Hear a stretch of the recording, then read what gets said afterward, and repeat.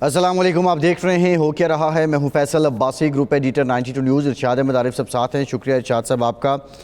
آج بانی P T I کی بہن علیمہ خانم اور پی ٹی آئی کے جو وکیل ہیں ان کے درمیان تلخ کلامی ہوئی ہے، اور جو اڈیالہ جیل ہے اس کے مرکزی دروازے پہ یہ سب کچھ ہوتا رہا ہے۔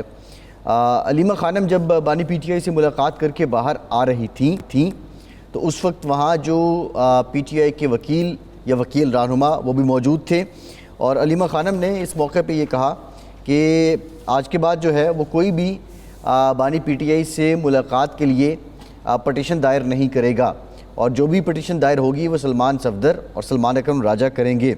اور وہاں پر نعیم پنجوتا بھی موجود تھے جنہیں بشریٰ بی بی نے اپنا فوکل پرسن مقرر کیا ہوا ہے، اور اس موقع پہ علیمہ خانم نے ان سے سوال کیا کہ آپ یہ بتائیے کہ آپ نے آج تک کیا کچھ کیا ہے، کس کیس میں بانی پی ٹی آئی کو ریلیف دلوایا ہے۔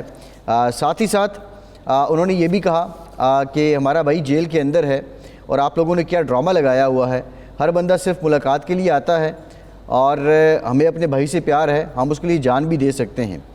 ان دا مین وائل جو نعیم پنجوتا صاحب ہے، وہاں جو ویڈیو بھی سامنے آئی ہے اس میں یہ دیکھا گیا کہ ان کی اور علیمہ خانم صاحبہ کی کچھ گرما گرمی بھی دیکھنے کو ملی ہے۔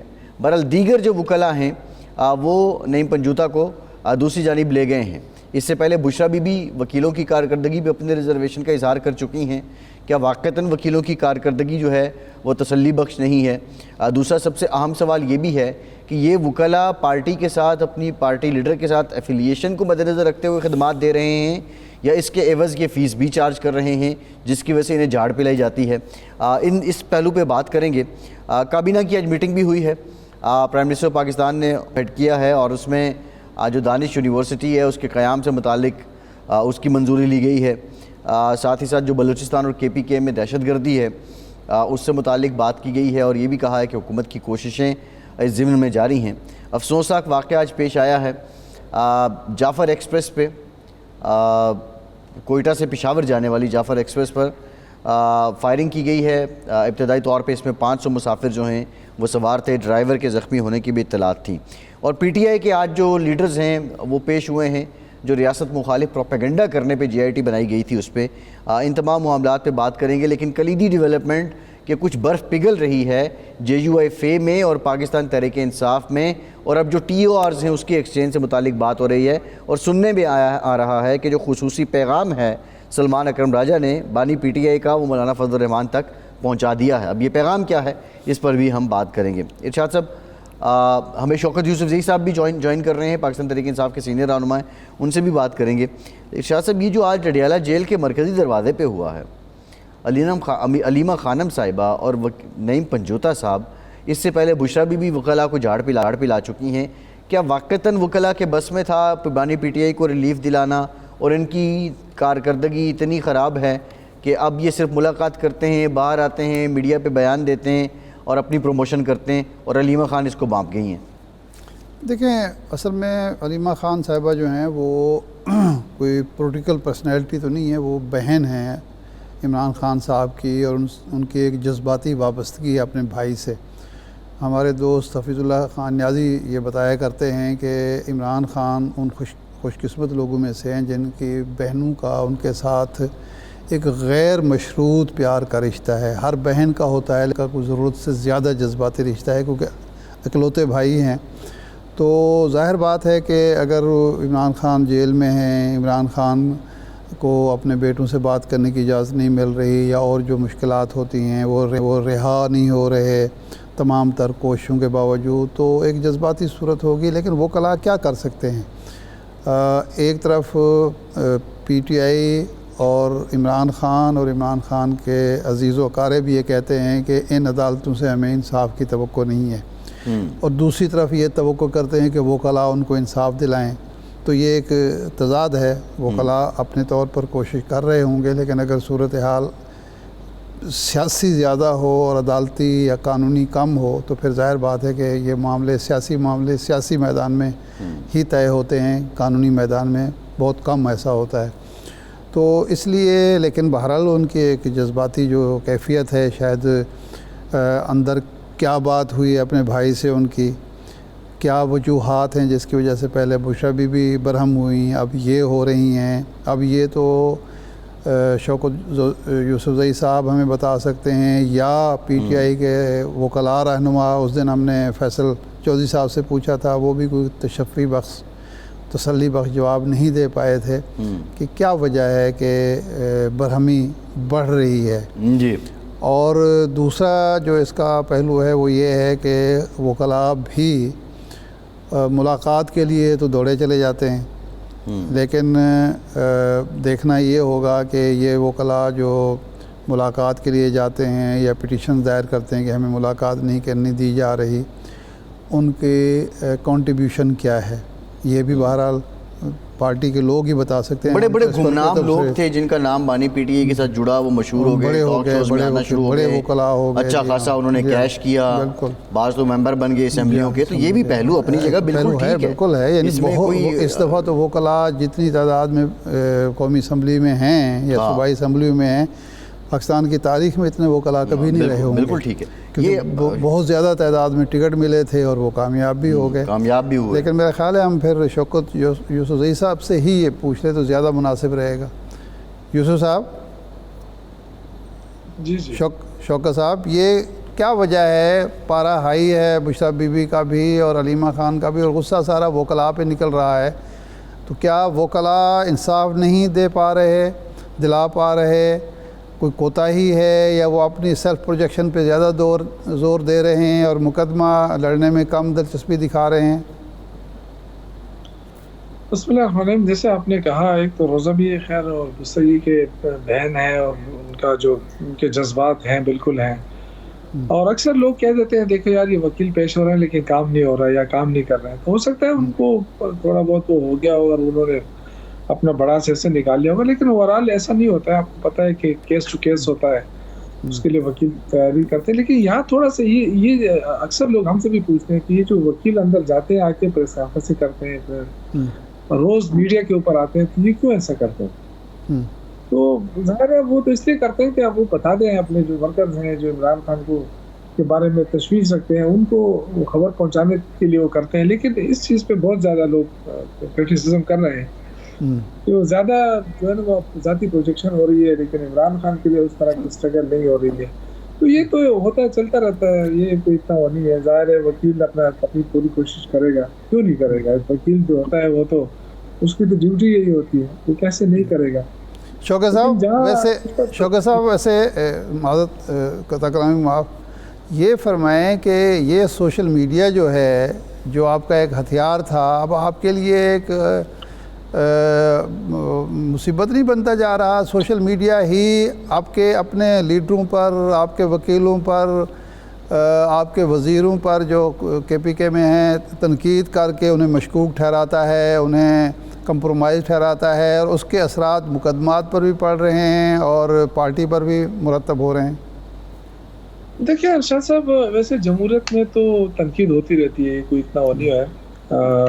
بدقسمتی سے اس ملک کے اندر جمہوریت تو ہے نہیں، لیکن کردار کشی یہ چاہے وہ گورنمنٹ کی ہو چاہے وہ پرسنل کسی کی ہو، یہ نہیں ہونی چاہیے. اور پھر پارٹی کا ایک پلیٹ فارم موجود ہے ہمارے پاس اور ہم اپنی بات کر سکتے ہیں. یہ واحد پارٹی ہے جس میں ہر بندہ لیڈر ہے اور ہر بندہ بات کر سکتا ہے. تو ان کو میڈیا کے اوپر لا کر بڑا چڑھا کر پیش کرنا میرے خیال سے یہ وائلیشن ہے پارٹی کی جو تنظیمی ڈھانچہ ہوتا ہے اس کی سنگین وائلیشن ہے. اس پہ ضرور پارٹی کو سوچنا پڑے گا کہ اگر آج علیم گنڈاپور اس حکومت میں ہے تو وہ کس کی وجہ سے؟ عمران خان کی وجہ سے.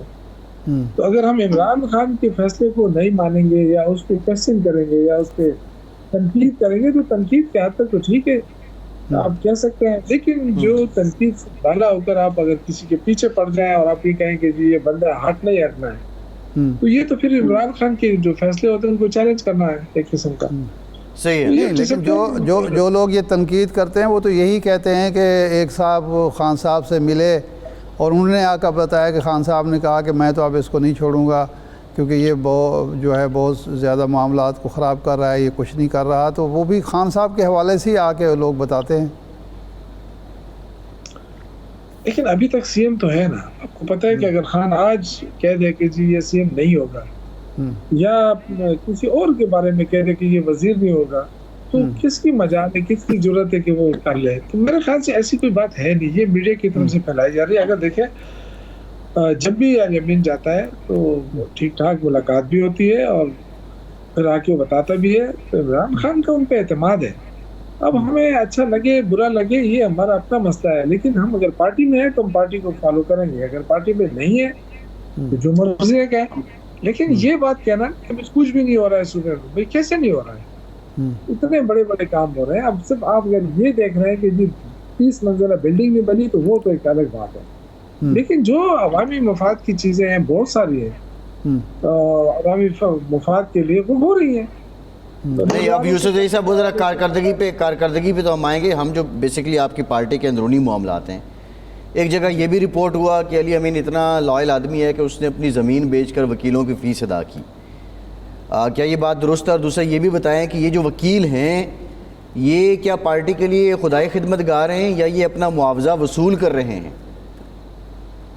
دیکھیں میں کوئی کسی کا ترجمان تو ہوں نہیں اس وقت, اور نہ مجھے اتنے معلومات رکھتا ہوں.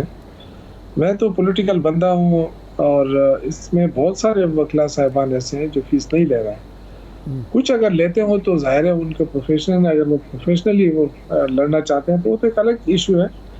لیکن جو ہماری پارٹی کے لوگ ہیں ان میں بہت زیادہ لوگ ایسے ہیں جو نہیں لے رہے ہیں, کوئی فیس وغیرہ نہیں لے رہے ہیں, حالانکہ وکلا کی بڑی بڑی فیسیں ہیں اور وہ لڑ رہے ہیں, الیکشن کیس لڑ رہے ہیں. تو اب دیکھو میری ذاتی رائے ہے کہ پارٹی کے اندر جو ہے نا ڈسپلنری جو ہے نا وہ میں شروع سے کہتا آیا ہوں ایک فقدان رہا ہے, اور اب وقت آ گیا کہ ہم ڈسپلن کو فالو کریں. اگر ڈسپلن کو فالو نہیں کریں گے تو پارٹی بہت بڑی نہیں, ڈسپلن کون امپلیمنٹ کرے گا؟ کیا بیرسٹر گوہر کی ذمہ داری بنتی ہے؟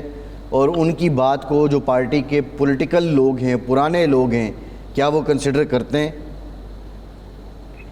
دیکھیں پرانے لوگ میں تو زیادہ تر ہیں ان کے ساتھ ہیں, ادھر مرکز میں بیٹھے ہوئے ہیں. لیکن ہم جو گنے چنے کچھ لوگ ہیں, اگر ہمیں کوئی گھاس نہیں ڈال رہا ہے تو کوئی فرق نہیں پڑ رہا ہے. لیکن ہم کہتے ہیں کہ اپنا گھر درست کر لیں جو بھی ہو, اور چاہے وہ صوبے کی سطح پہ ہو چاہے مرکز کی سطح کے اوپر ہو. لیکن ڈسپلن بہت لازمی ہے. اگر ہم یہ کہیں کہ نہیں جی ہمیں ڈسپلن کی ضرورت نہیں ہے, جو مرضی ہے جو, تو اس طرح پھر بڑے مسائل بن جائیں گے. آج اگر صوبائی حکومت کے خلاف کوئی آواز اٹھاتا ہے تو کل کسی اور کے خلاف آواز اٹھائے گا. تو یہ پارٹی کا ڈسپلن جو ہے نا یہ بڑا قائم کرنا بڑا لازمی ہوتا ہے. یہ ہر پارٹی میں یہ چیزیں ہوتی ہیں, لیکن میں نہیں سمجھتا کہ ڈسپلن کے بغیر کوئی آگے بڑھ سکتا ہے.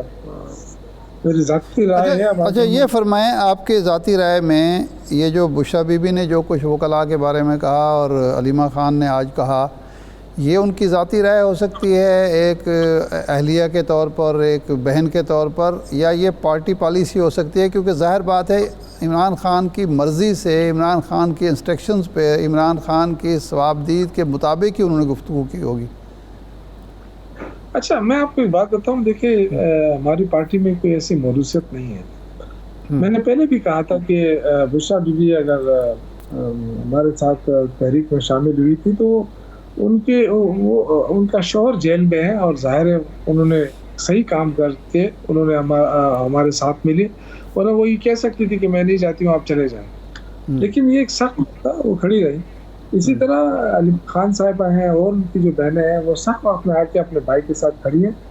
لیکن ان کا جو بھی وہ ہوگا اسٹیٹمنٹ ہوتا ہے وہ پارٹی کا اسٹیٹمنٹ نہیں ہے, وہ ان کا ذاتی ہوتا ہے, اور وہ ان کے ظاہر ہے اس میں ان کے جذبات شامل ہوتے ہیں. پوری پارٹی ان کی رسپیکٹ کرتی ہے, اس لیے کہ ایک ان کی اہلیہ ہے, دوسری ان کی بہنیں ہیں, تو سب ہمارے قابل احترام ہے, سب کی یہ بات ہوتی ہے. لیکن جو پارٹی کے فیصلے ہوتے ہیں یا جو پارٹی کے حوالے سے کوئی بات ہوتی ہے تو وہ میرے خیال سے وہ صرف بیرسٹر گوہر ہی کر سکتا ہے, وہی اس کے پاس اختیار ہے. اچھا یہ فرمائیں کہ اب جے یو آئی کے ساتھ مذاکرات آپ کے چل رہے ہیں, بڑا عرصہ ہو گیا, گلہ یہ ہے جے یو آئی کو کہ جی ہم کوئی بات کرتے ہیں, کہتے ہیں کہ جو کلیریفیکیشن چاہیے, اسد قیصر صاحب کہتے ہیں میں آپ کو جواب دوں گا, وہ ایک ذیلی کمیٹی کے ممبر بھی ہیں, مہینہ گزر جاتا ہے کوئی جواب ہی نہیں ملتا. تو اس کا مطلب یہ ہے وہ یہ سمجھتے ہیں کہ یا تو انٹرسٹڈ نہیں ہے مسلم لیگ, یہ جو پی ٹی آئی ہے کسی اتحاد میں وقت گزاری کر رہی ہے, یا یہ ہے کہ جو باہر قیادت بیٹھی ہے وہ بالکل بے اختیار ہے، جس طرح حکومت کے بارے میں آپ لوگ پروپیگنڈا کرتے ہیں کہ وہ بے اختیار ہے، یا پھر یہ ہے کہ خان صاحب کے علاوہ یعنی خان صاحب جو ہیں وہ مذاکرات کی ایک یعنی اپوزیشن کے ساتھ یا مولانا فضل الرحمان کے ساتھ مذاکرات تو جاری رکھنا چاہتے ہیں، لیکن کچھ لوگ ہیں جس میں علی امین گنڈا پور کا نام لیا جاتا ہے کہ وہ ان کو سبٹاج کر رہے ہیں، وہ اتحاد چاہتے نہیں ہیں، اور حالیہ جو بیان تھا مولانا فضل الرحمان کے خلاف اس کو بطور مثال پیش کیا جاتا ہے۔ تو واقعی کیا علی امین گنڈا پور یا ان کا گروپ نہیں چاہتا کہ کوئی وسیع تر اتحاد وجود میں آئے اور عمران خان صاحب کی رہائی ممکن ہو؟ دیکھیں ایسا کوئی بھی نہیں ہو سکتا ہے۔ علی امین گنڈا پور صاحب کی بات آپ چھوڑیں، جتنے بھی لوگ ہیں اگر وہ ان کا حلقہ ایک ہے، الیکشن اکٹھے لڑ رہے ہیں تو وہ ضرور ایک دوسرے کو ایکسیپٹ نہیں کرتے ہیں، تو وہ تو انڈیویجول تو ہو سکتے ہیں یہ باتیں، لیکن اوورال دیکھیں میں نے آپ سے کہا کہ عمران خان اگر کوئی فیصلہ کر لے تو کوئی اس کو چیلنج نہیں کرے گا، نہ کر سکتا۔ تو ابھی ایسا کوئی فیصلہ ہوا نہیں ہے، نیگوسیشن ہو رہی ہے، کہاں تک پہنچی ہے، کہاں تک، وہ آپ کے سامنے ہے ساری چیزیں۔ ابھی مولانا صاحب واپس آ گئے ہیں، اب دیکھیں دوبارہ ملاقات ہوگی۔ جب اس سے پہلے تو آپ دیکھیں نا کوئی بات چیت ہی نہیں ہو سکتی تھی، اب تو ایک دوسرے کے کھانوں میں شرکت کر رہے ہیں، تو برف تو پگھل چکی ہے۔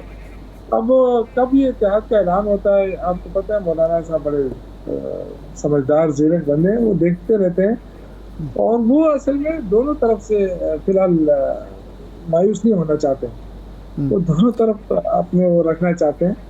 تو یہ ان کی اسمبلی ہے یا کیا ہو سکتی ہے، اب آئی ڈونٹ نو ان کو کس چیز میں فائدہ ہے۔ نہیں، لیکن اگر یہ کسی دور میں صاحبزادہ حامد رضا بھی بات کیا کرتے تھے، لیکن اب وہ خاموش ہیں، یہ بات صرف علی امین گنڈا پور کرتے ہیں، اور کیا ان کی سیٹ یا ان کا حلقہ جو ہے وہ زیادہ امپورٹنٹ ہے تحریک انصاف کے کہ اگر تو اتحاد وجود میں آتا ہے تو تحریک انصاف کو پوری جماعت کو فائدہ ہے، لیڈرشپ کو فائدہ ہے، لیکن وجود میں نہیں آتا تو اس کا فائدہ تو صرف علی امین گنڈا پور کو ہے، اور وہ ذاتی فائدے کے لیے، حلقے کے فائدے کے لیے اتنے بڑے اتحاد کو سبٹاج کر رہے ہیں۔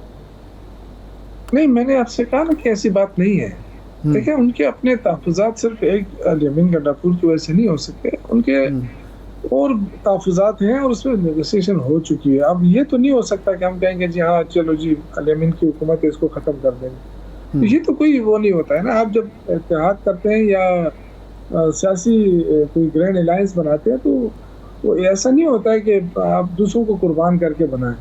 نہیں، ان کی طرف سے کوئی ایسی ڈیمانڈ ہے، مولانا فضل الرحمان صاحب کی طرف سے کوئی ایسی ڈیمانڈ ہے کہ ٹی وی کے اوپر آتا ہے، میڈیا کے اوپر آتا ہے، لیکن بات چیت ضرور ہوتی ہوگی، لیکن ایسا ہوتا نہیں ہے کہ ہم علی امین کو ان کے لیے قربان کر دیں کہ جی آپ آ جائیں۔ یہ دیکھیں اتحاد ہے، اگر ہوتا ہے تو ویل اینڈ گڈ، نہیں ہوتا ہے تو ہمارے پاس تو اسٹریٹ پاور ہے، ہمیں تو کوئی ایسا مسئلہ نہیں ہے کہ ہمارے پاس لوگ نہیں ہیں، لوگ بھی ہیں، سب کچھ ہے الحمدللہ۔ اس سے پہلے بھی ہم احتجاج کر چکے، لیکن کوئی یہ کہتا ہے کہ کامیابی حاصل نہیں کی تو کوئی اسٹیٹ مشینری کو تو کیا کریں ہم، بندوقیں تو نہیں اٹھا سکتے۔ اچھا یوسف زئی صاحب یہ بتائیں، اب پرویز خٹک صاحب مشیر لگ گئے داخلہ کے، اور قیاس تو چل رہا ہے، جو ویسے بات چل رہی ہے وہ یہ ہے کہ ان کا اسپیسیفکلی ٹاسک یہ ہوگا کہ انہوں نے کے پی کو مینیج کرنا ہے اور بالخصوص پی ٹی آئی کو مینیج کرنا ہے۔ آپ سمجھتے ہیں کہ ایسا ہی ہوگا یا پھر یہ صرف کمپنسیشن ہے، وزیر اعظم نے اپنا مشیر لگا لیا پرویز خٹک صاحب کو؟ دیکھیں آپ کو پتہ ہوگا الیکشن سے پہلے تو وہ کہہ رہا تھا کہ میں سی ایم ہوں گا، اور سی ایم کے پروٹوکول بھی مل رہے تھے ان کو، اور وسائل بھی مل رہے تھے، اور طاقت بھی ملی ہوئی تھی، لیکن آپ نے دیکھا کہ کچھ بھی نہیں حاصل کر سکتے۔ تو اکاموڈیٹ تو ہو سکتے ہیں، باقی چیزیں جو ہے نا وہ کوئی فرق نہیں پڑ رہا ہے۔ دوسری بات یہ کہ اس سے پرویز خٹک کو لے کے تو آپ نے اپنے پی ایم ایل این پہ بہت بڑا وار کر دیا نا جی، آپ نے تو اپنی پارٹی کو یہاں پہ ڈیوائڈ کر دیا، نہ تو اس سے امیر مقام خوش ہے، نہ اس سے دوسرے لوگ خوش ہیں۔ تو ہمیں تو فائدہ ایک ہو گیا ہے، پی ٹی آئی کو بہت بڑا فائدہ یہ ہو گیا ہے، یہ کہتے تھے کہ جی بی آر ٹی میں کرپشن ہوئی ہے، ملم جبہ میں کرپشن ہوئی ہے، اور پھر ان کو سامنے لاتے تھے کہ یہ اس کا سرغنہ ہے۔ تو الحمدللہ آج وہ سارے جو الزامات ہیں اس سے تو پی ٹی آئی تو کم از کم بری ذمہ ہو گئی۔ جی صحیح ہے، ٹھیک ہے، بہت شکریہ شوکت یوسف زئی صاحب آپ کا۔ ایک بریک کے بعد واپس آتے ہیں، ہمارے ساتھ رہیے۔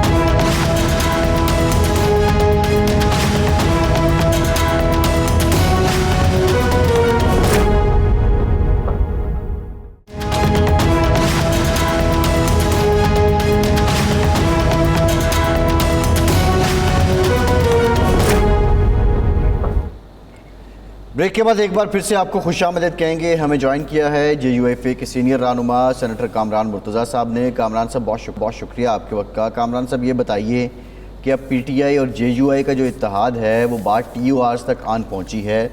یہ TORs کیا PTI نے آپ سے طلب کیے ہیں اور اس سے پہلے جو انڈرسٹینڈنگ یا ٹرسٹ بلڈنگ ہونی تھی وہ ساری ہو چکی ہے؟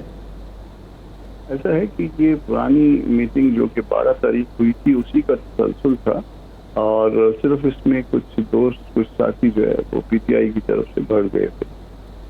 ہماری طرف سے حیدری صاحب کی قیادت میں تھے ہم، میں اور وہ تھے، اور وہاں سے جناب عثمان اکرم راجہ، سب صاحب اور باقی 2-3 اور ساتھی، عاطف صاحب، حسین صاحب، جنید اکبر صاحب، یہ سارے تھے اس طرف سے.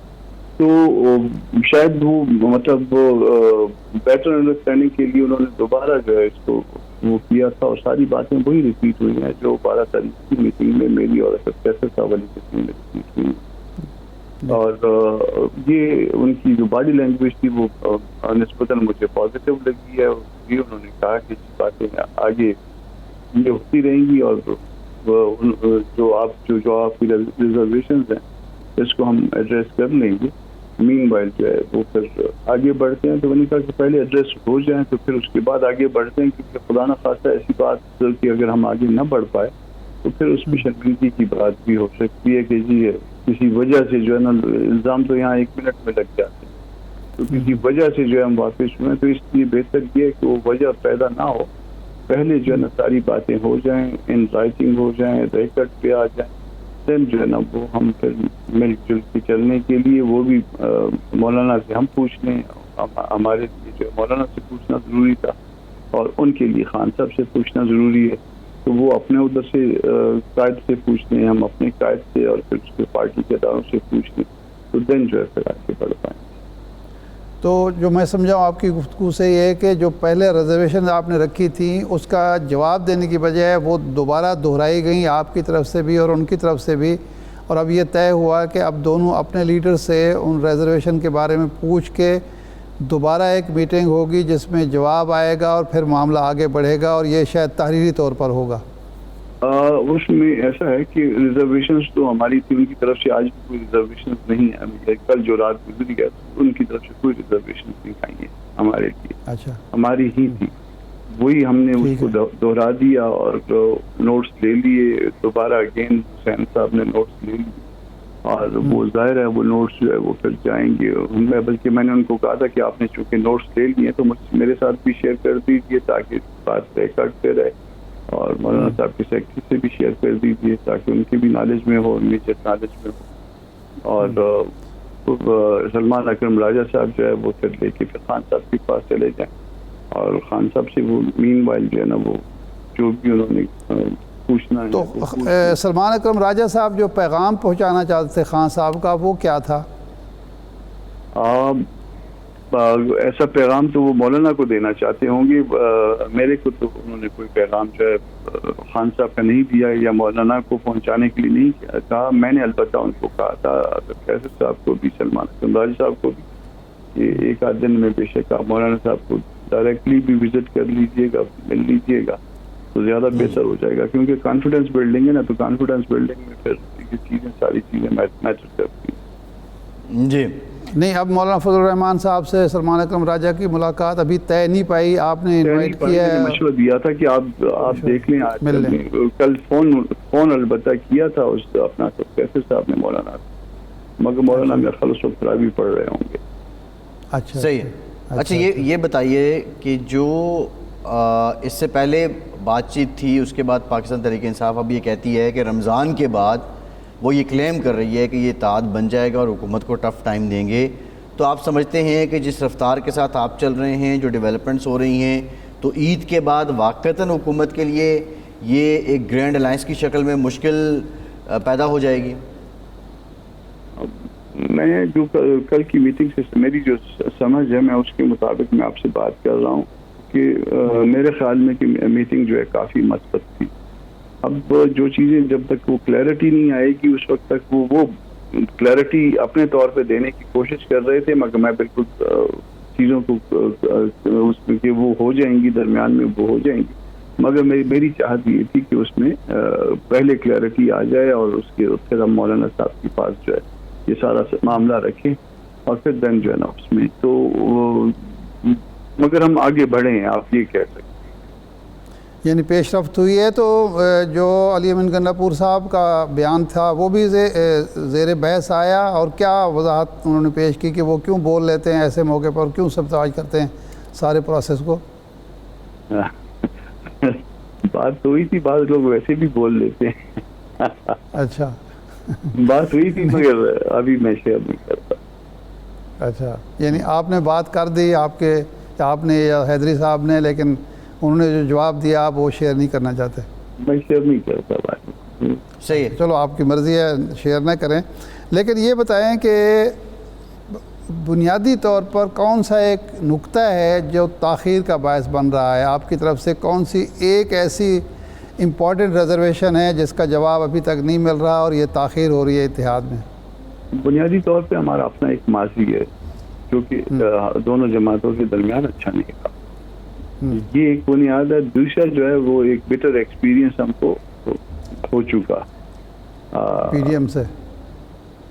تو یہ بنیاد، اس دو چیزوں کو بنیاد سمجھ لیجیے، پھر باقی چیزیں اور ظاہر ہے اور بھی ساتھ جو ہے نا کافی چیزیں اس کے ساتھ جڑ جاتی ہیں، مگر یہ جو ہے یہ دو چیزیں جو ہے وہ بنیاد ہیں کہ ہمارے درمیان ایک ٹف ماضی رہا ہے. اب وہ کس طرح سے وہ ماضی جو ہے اس کو ہم نے گو کہ ورکنگ ریلیشن پہ آ گئے ہیں، مگر پھر ورکنگ ریلیشن سے ہم بازو میں بازو ڈال کے کیسے چلیں گے یہ صحیح ہے.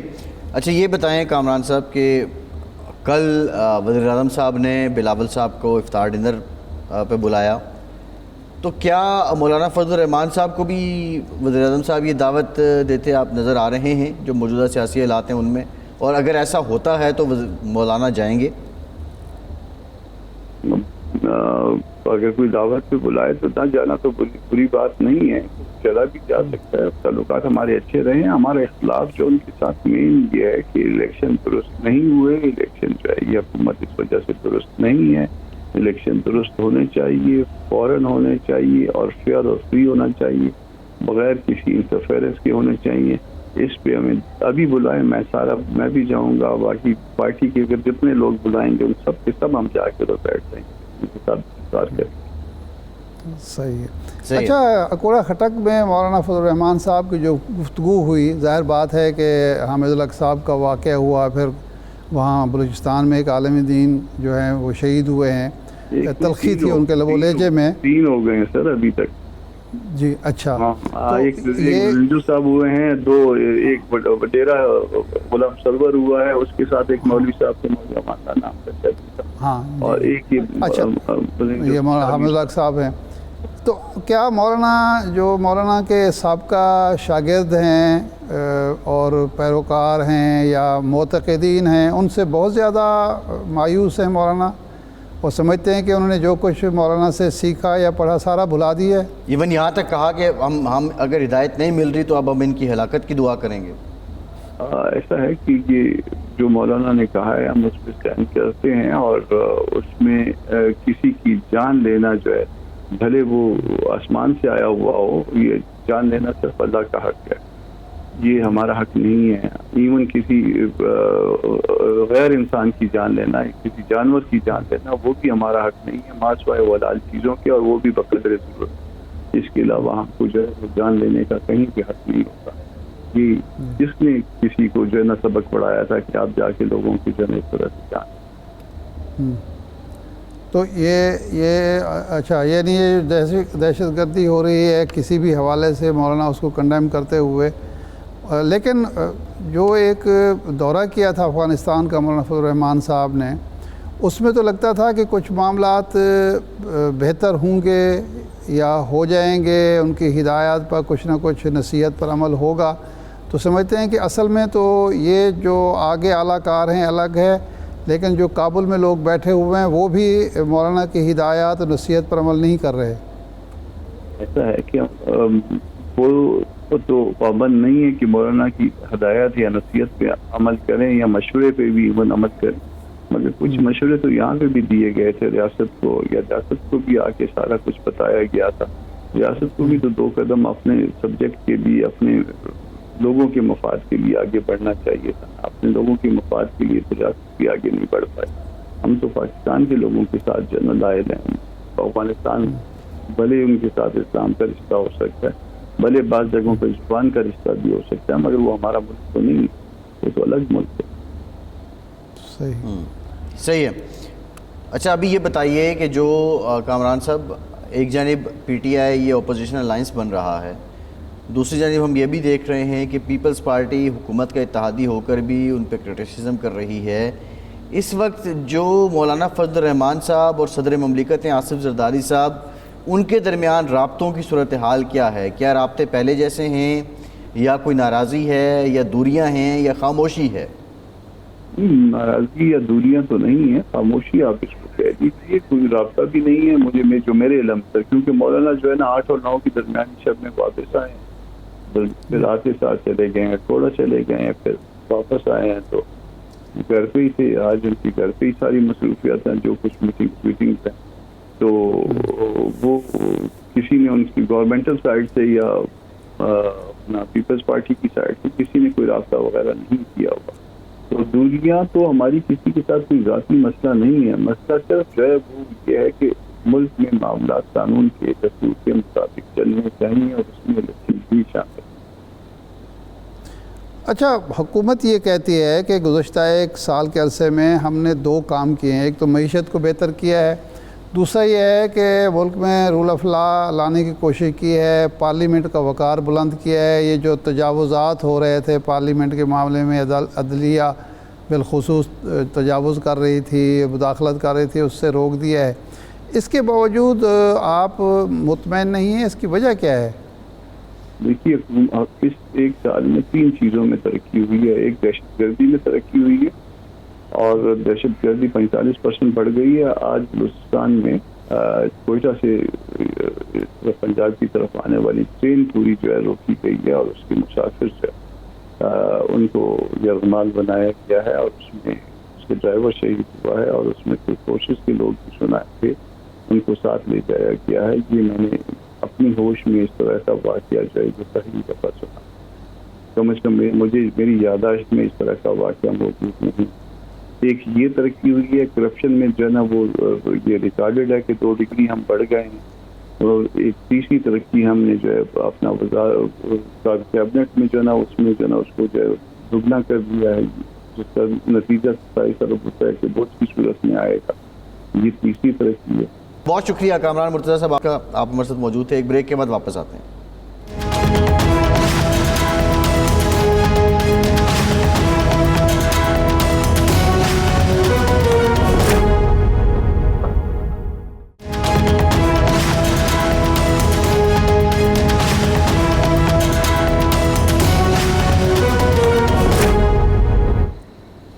بریک کے بعد ایک بار پھر سے آپ کو خوش آمدید کہیں گے. ارشاد صاحب، کابینہ کی میٹنگ ہوئی ہے، اور کابینہ کی میٹنگ میں جو اہم بات ہے، پرائم منسٹر پاکستان نے یہ بتایا کہ اب دانش یونیورسٹی بنے گی.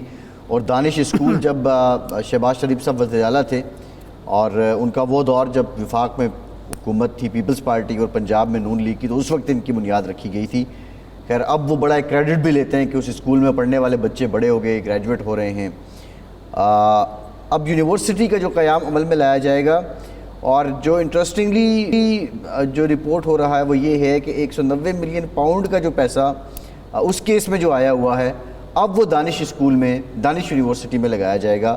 تو یہ ڈیولپمنٹ ارشاد صاحب آپ کیا سمجھتے ہیں کہ یہ واقعتاً ایک سگنیفیکنس ہے، یا یہ جو 190 ملین پاؤنڈ کا پیسہ ادھر لگا دینا اس کی کوئی پولیٹیکل اینگلنگ بھی ہے؟ دیکھیں، دانش اسکول تو ایک اچھا آئیڈیا تھا، اور ان علاقوں میں یہ قائم کیے گئے جہاں ویسے ہی تعلیم کا فقدان ہے، اور معیاری تعلیم کا تو خیر وجود ہی نہیں. تو وہاں غریب بچوں کو، یتیم بچوں کو، بے سہارا بچوں کو ایک اعلیٰ معیاری، یعنی دعویٰ یہ تھا کہ ایچسن کی سطح کی یا بیکن ہاؤس کی سطح کی تعلیم دی گئی. لیکن دانش یونیورسٹی سے کیا مراد ہے؟ کیا یہ ایک انگلش میڈیم یونیورسٹی ہوگی جس میں ہارورڈ یا कैम्ब्रिज या ऑक्सफोर्ड यूनिवर्सिटी का निसाब पढ़ाया जाएगा, इसका कोई बज़ाहिर मतलब नहीं समझ आ रहा। यूनिवर्सिटी की सतह पे जो तालीम होती है वो और नोयत की होती है और उसके लिए एक बड़ा इंफ्रास्ट्रक्चर चाहिए होगा। अभी ये 190 मिलियन पाउंड जो है, अच्छा पहले तो ये था कि एक अल-कादर यूनिवर्सिटी कायम है जो इसके साथ रिलेटेड है, इसी 190 मिलियन पाउंड के साथ, उस यूनिवर्सिटी को वो कर लें, वो रकम अगर करनी है उधर डोनेट करें, उसको सीरत नबी पढ़ाएं, वहाँ तसव्वुफ़ पढ़ाएं, सूफिया, क्योंकि इस मुल्क में तालीम की कमी भी है लेकिन उससे कहीं ज़्यादा तरबियत की और अखलाकियात की कमी है कि जो अंत यहाँ इस मुल्क में तालीम याफ्ता तबके ने मचाया हुआ है वो जो अनपढ़ है वो नहीं मचा रहा। ये हमारे जो ब्यूरोक्रेट हैं, हमारे जो बाकी है एक हुक्मरान अशराफिया, ये सारे आला तालीम याफ्ता हैं जिनको ना कोई अखलाकियात है, जिनके अंदर ना नरमी है, जिनके अंदर ना खुदा तरसी है, जिनके अंदर ना गरीब नवाजी है, हकूक़ तलफ़ी, वो सबसे ज़्यादा हक तलफ़ी यही लोग कर रहे हैं, रियासत का माल भी खा रहे हैं, लोगों की जेबें भी काट रहे हैं। तो अखलाकियात सिखाने की ज़रूरत है। तो मेरा तो ख़्याल है कि अगर ये उन्होंने इरादा कर लिया है तो एक नई यूनिवर्सिटी बनाने की बजाय ये अल-कादर यूनिवर्सिटी मौजूद है तो उसके तो इरशाद साहब दिल्ली पंजाब गवर्नमेंट में कस्टडी में वो सील भी कर दी गई है। नहीं, सील यूनिवर्सिटी बंद कर दी गई है या उसकी कस्टडी में गई है? मेरा तो ख्याल है यूनिवर्सिटी तो चल रही है ना, वो पंजाब की मैं जो बात कर रहा हूँ, चलो शौक़ पूरा करना है, दानिश यूनिवर्सिटी अगर कायम करनी है ज़रूर करें, लेकिन जो इस वक्त ज़रूरत है हमारी कौम को रमज़ान शरीफ के महीने में ये बात करना बड़ा ज़्यादा अखलाकी यूनिवर्सिटी है, एक यूनिवर्सिटी बनाएं जहाँ अखलाकियात पढ़ाएं। Ethic university. एक मैं आपका वाक़या सुनाऊँ कि एक अबू सईद अल खैर एक बुज़ुर्ग हैं जी, उनके पास अबू अली सीना गए और वहाँ वो 1 महीना रहे। अबू सईद अबुल खैर बुज़ुर्ग का नाम है।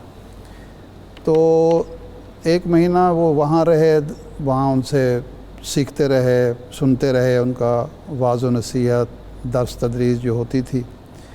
और महीने के बाद अबू सईद अबुल खैर, हज़रत अबू सईद अबुल खैर ने उनके बारे में, ज़ाहिर है वो भी इतने बड़े आलिम थे वो अली सेना, तो वो उन्होंने कोई बातें की होंगी तो कोई राय नहीं दी। तो एक आपके जो खलीफा थे, खिदमतगार थे, उनसे कहा कि मैं जब चला जाऊं तो मेरे बारे में अगर कोई हज़रत राय दें तो मुझे लिख भेजिएगा। तो वो चले गए। हफ्ता गुज़र गया, जो मशाइख का, सूफिया का तरीक़ाकार है, उन्होंने कोई राय नहीं दी।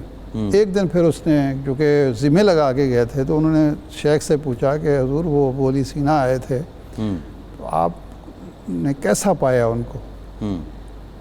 तो उन्होंने कहा कि मर्द खूब अस्त भले अखलाक न दारद, कि बहुत अच्छा आदमी है लेकिन अखलाक नहीं है उसमें। ये उन्होंने लिख के भेज दिया उनको कि जनाब उन्होंने ये कहा है कि मर्द खूब अस्त भले अखलाक न दारद। तो उन्होंने जवाबन लिखा कि हज़रत को बताइए कि अखलाकियात पर मैंने इतनी किताबें लिखी हैं, इतने दर्स दिए हैं, अब मुझे अखलाक का नहीं पता। तो हज़रत उसने अर्ज़ किया कि वो उनका मैंने लिख भेजा था उनको, तो उनका जवाब आया है कि मैं तो अखलाकियात पे इतना कुछ लिख चुका हूँ और आप मुझे कह रहे हैं कि अखलाक ना दारत, वो अखलाक ही नहीं रखता। तो हज़रत ने फरमाया कि मन न गुफ्ताम के वो अखलाक न दानत, मन गुफ्ताम के वो अखलाक न दारत, कि मैंने ये नहीं कहा कि उसको अखलाक का इल्म नहीं है, मसला ये अखलाक है नहीं। हाँ, यहाँ जो बात की जाती है ना, इल्म है लोगों के पास, लेकिन जो उस पर अमल होना चाहिए। अखलाक के बारे में सब जानते हैं, सच बोलना चाहिए, बोलना नहीं है, मिलावट नहीं करनी चाहिए, करनी है, धोखाधड़ी नहीं होनी चाहिए, देना है, जुल्म नहीं करना चाहिए, करना है, सबसे बड़ा झूठ, नाइंसाफ़ी नहीं होना चाहिए, इंसाफ देना नहीं किसी को, झूठ बोलना है। اب یہ جو ہم روزانہ اخبارات میں پڑھتے ہیں، میڈیا پر دیکھتے ہیں، سنتے ہیں، روزانہ ہمارے پاس، آپ کے پاس جو لوگوں کی شکایات آتی ہیں کہ جی فلاں بیوروکریٹ یہ کھا گیا اور فلاں یہ کھا گیا اور فلاں محکمے میں یہ امبیزلمنٹ ہو رہی ہے، فلاں میں وزیر اعظم صاحب بھی کہتے رہتے ہیں، بولتے رہتے ہیں. نہیں وہ بیوروکریسی کا تو ارشاد صاحب مسئلہ بالکل ہے، صرف بیوروکریسی کی نہیں، میں اوور آل بات اوور آل بھی ہے، لیکن ہماری عدلیہ میں کیا ہو رہا ہے. نیک لوگ بھی ہیں، وہ بات بھی ٹھیک ہے، جی لیکن اب مسئلہ یہ ہے جو حقیقتاً ہے، کیا حکومت یا ریاست امپلیمنٹ ڈنڈا لے کے کرے گی کہ لوگوں کی اخلاقیات بہتر ہوں؟ نہیں، کوئی ڈنڈا لے کے کرنے کی ضرورت نہیں ہے. دیکھیں ریاست کا وجود جو آیا تھا، ریاست جو قائم ہوئی تھی کس بنیاد پر ہوئی تھی؟ لا اینڈ آرڈر، لوگوں کو جان مال عزت آبرو کا تحفظ فرما، بنیادی جو تھی نا. یہ باقی چیزیں بعد میں ریاست نے اپنے ذمہ لی ہیں کہ جب لوگ ایک دوسرے کے معاملات خود نپٹاتے تھے تلوار کے ذریعے، لاٹھی کے ذریعے، لڑائی جھگڑے کے ذریعے، فساد کے ذریعے، تو اس وقت محسوس ہوا کہ ایک ادارہ ایسا ہونا چاہیے یہ لوگوں کو امن فراہم کرے، لوگوں کے معاملات انصاف کے ساتھ نمٹائے. چنانچہ ریاست وجود میں آ گئی. آج ریاست بذات خود اگر امن فراہم کرنے کے بجائے بدامنی کا ذریعہ بن گئی ہے، ناانصافی کا ذریعہ بن گئی ہے، تو کیا وجہ ہے کہ ریاست نے جو اخلاقیات کا پہلو تھا، جو حکمرانی میں اخلاقیات کا پہلو تھا، اس کو تیاگ دیا، اس کو پس پوش ڈال دیا. جن ریاستوں میں قوانین جو ہیں وہ اخلاقیات پر بیسڈ ہیں وہ بہتر چل رہی ہیں، وہاں لوگوں کو انصاف بھی مل رہا ہے، لوگوں کو میرٹ پر روزگار بھی مل رہا ہے، لوگوں کو جو ہے صاف پانی بھی پینے کا مل رہا ہے، لوگوں کو ملاوٹی چیزیں بھی نہیں ملتی، لوگوں کو دوائی بھی خالص ملتی ہے. ہمارے ہاں دوائی جو ہے وہ خالص نہیں ہے، کھانے پینے کی چیز جو ہے صحتیں برباد کر رہے ہیں ہم. خرید اتنی بھی مایوسی تو نہیں ہے، مطلب کتنی مایوسی میں مایوسی کی بات نہیں. مجھے یہ بتائیں آپ لاہور شہر میں جب دوائی لیتے ہیں کسی بڑے سے بڑے اسٹور سے، آپ مطمئن ہوتے ہیں کہ یہ خالص دوائی ملی ہے؟ جب آپ کوئی بڑے اسٹور سے اس سے فوڈ کوئی لیتے ہیں کسی جگہ سے، کسی 5 اسٹار ہوٹل میں، آپ کو پتہ ہوتا ہے کہ یہ صاف ہے، صحت مند ہے، ہوتا ہے. جب ہسپتال میں آپ یہ جو میو ہسپتال کا چل رہا ہے، وزیر اعلیٰ صاحبہ نے اس کا نوٹس بھی لیا ہے، سب سے قدیم اور بڑا ہسپتال ہے میو ہسپتال جی، اور وہاں حالت یہ ہے کہ لوگ گئے ہوں گے صحت یابی کے لیے، وہ انجیکشن لگوا کے بیمار پڑ گئے. اچھا وہ ارشاد صاحب اس کو تھوڑا میں نے پروب تو کیا ہے ویسے، وہ یہ ہے کہ بیسیکلی وہ جو ہینڈلنگ ہوئی ہے نا وہ اسپتال کے لیول پہ زیادہ نظر آتی ہے. اسی بیچ کے انجیکشن اور بھی جگہوں پہ لگے ہیں، صبح بھی لگے ہیں، میں ہسپتال کی بات کر رہا ہوں تو میں کون بھی لگے. نہیں میں ایک مثال نہیں میں تو ہسپتال کی بات کر رہا ہوں، میں ساہیوال کی بات تو نہیں کر رہا. جو بات یہ ہے کہ یہ ہسپتال ہے، یہ شفا خانہ ہے نا. ہاں شفا خانہ ہے، بالکل ٹھیک ہے. تو یہ کس نے کیا؟ بالکل ٹھیک ہے، یہ اس کی جانچ، یہ اخلاقیات کی کمی ہے نا. ہاں یہ تو ڈاکٹروں کی. ہمارے جو میاں رؤوف صاحب ہیں رپورٹر، ان کے بیٹے کا ایکسیڈنٹ ہوا جی، ہسپتال میں لے کے گئے، ان کا جبڑے جو تھا، وہ جبڑا جو ہے وہ متاثر ہوا تھا. یہ پچھلے ہفتے کی بات ہے. انہوں نے وہ جو تاروں سے جوڑ کے آدھے گھنٹے کے بعد گھر بھیج دیا. اب وہ ایک بڑا آپریشن 3 گھنٹے کا کرانا پڑا ان کو. وہ جو لوگ اس قدر سیریس کیس کو اس قدر نان سیریس طریقے سے بچے کو ٹریٹ کر رہے ہیں، وہ کون ہیں؟ یہ کون سے اسپتال لے کے گئے؟ میو اسپتال کی بات میں کر رہا ہوں. اچھا میں یہی کہہ رہا ہوں کہ یہ کیا وجہ ہے؟ جو ڈاکٹر بیٹھے ہوئے ہیں، ڈگری تو ان کے پاس ہے، اچھی سی اچھی ڈگری ہے، کمپیٹنٹ ہیں.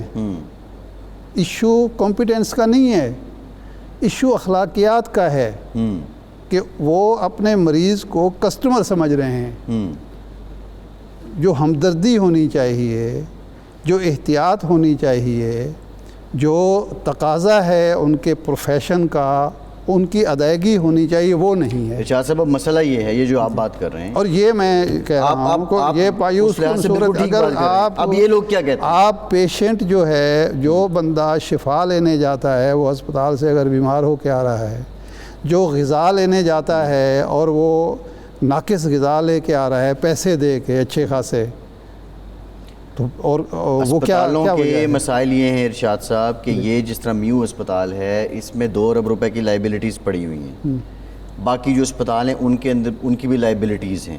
جن وینڈر سے انہوں نے سامان اٹھانا ہوتا ہے ڈیلی انتظامات چلانے کے لیے، اسپتالوں کے پاس پیسے ہی نہیں، ان کو سامان دیں، آگے سے سامان آتا نہیں ہے. الا ماشاء اللہ استاد کار جو ہے اور ہیومن ریسورس وہ آپ کے سامنے ہے.